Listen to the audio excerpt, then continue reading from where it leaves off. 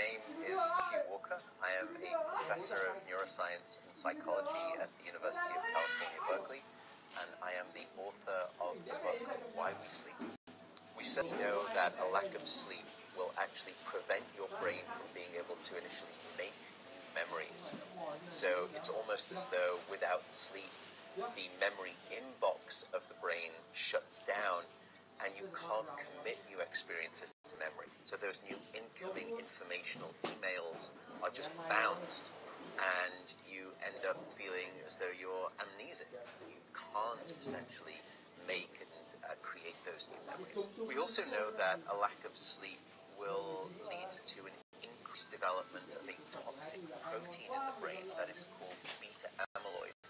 And that is associated with Alzheimer's disease, because it is during deep sleep at night when a sewage system within the brain actually kicks into high gear and it starts to wash away this toxic protein, beta amyloid.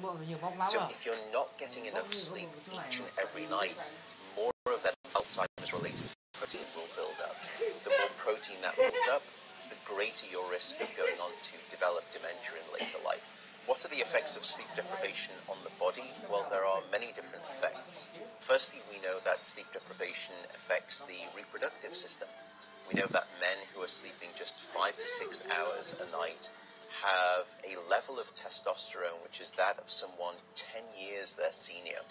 So a lack of sleep will age you by almost a decade in terms of that aspect of virility and wellness.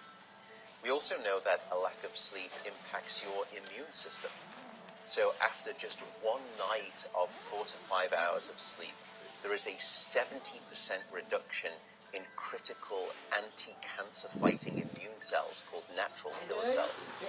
And that's the reason that we know that short sleep duration predicts your risk for developing numerous forms of cancer. And that list currently includes cancer of the bowel, cancer of the prostate, as well as cancer of the breast. In fact, the link between a lack of sleep and cancer is now so strong that recently the World Health Organization decided to classify any form of nighttime shift work as a probable carcinogen. So in other words, jobs that may induce cancer because of a disruption of your sleep-wake rhythms. We also know that a lack of sleep impacts your cardiovascular system, because it is during deep sleep at night that you receive this most wonderful form of effectively blood pressure medication.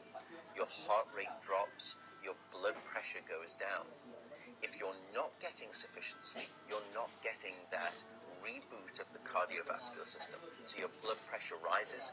You have, if you're getting 6 hours of sleep or less, a 200% increased risk of having a fatal heart attack or a stroke in your lifetime. Once you get past 16 hours of being awake, that's when we start to see mental deterioration and physiological deterioration in the body.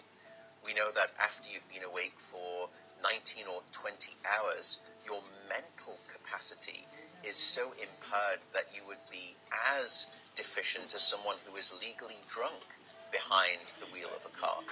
So if you were to ask me what is the recycle rate of a human being, it does seem to be about 16 hours, and we need about 8 hours of sleep to repair the damage of wakefulness. Wakefulness essentially is low-level brain damage.